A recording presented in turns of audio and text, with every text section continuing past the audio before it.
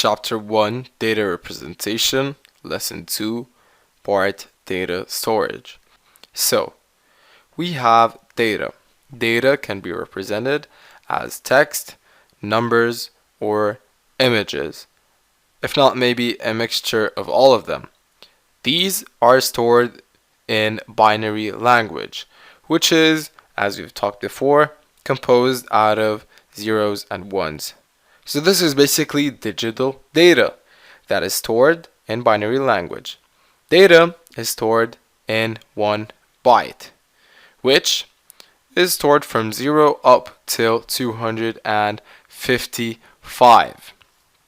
So these are the integers of that byte that we are talking about, 0 up till 255.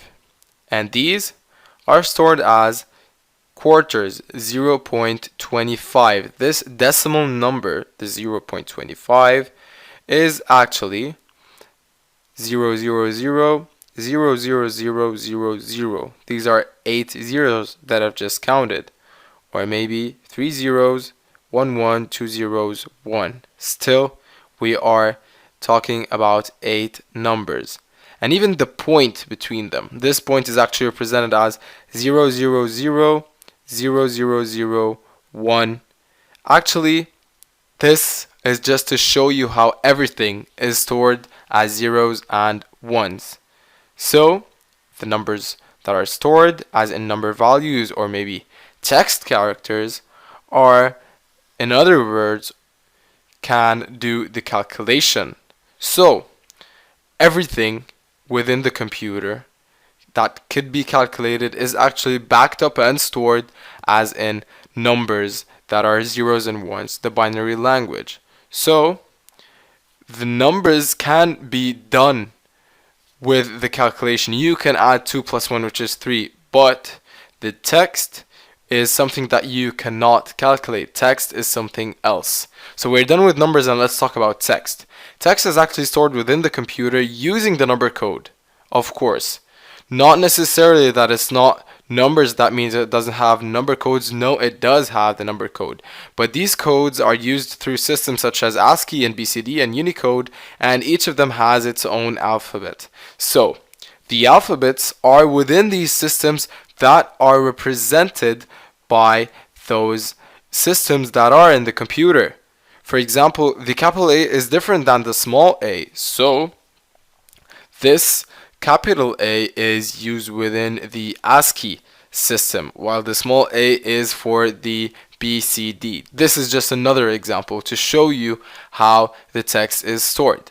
Well, the Unicode, which is actually out of 16-bit, is the International Character Code, which includes other alphabets such as the Arabic or the Hindi or the Japanese.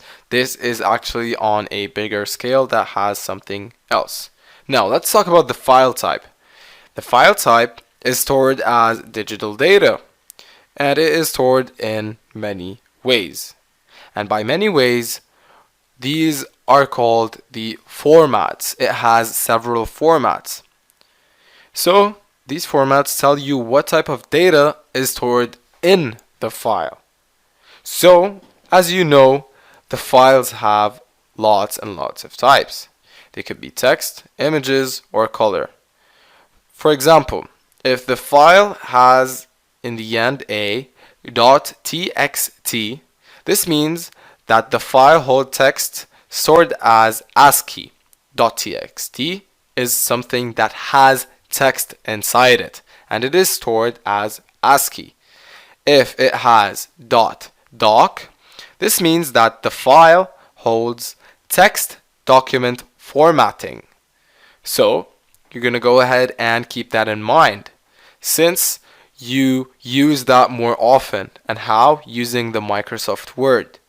All files that you save from the Microsoft Word are saved as .doc. These are the document formatting, and .exe means that the file holds instructions that can be executed. So you're going to go ahead and remember those, since you're going to use them in the upcoming tutorial.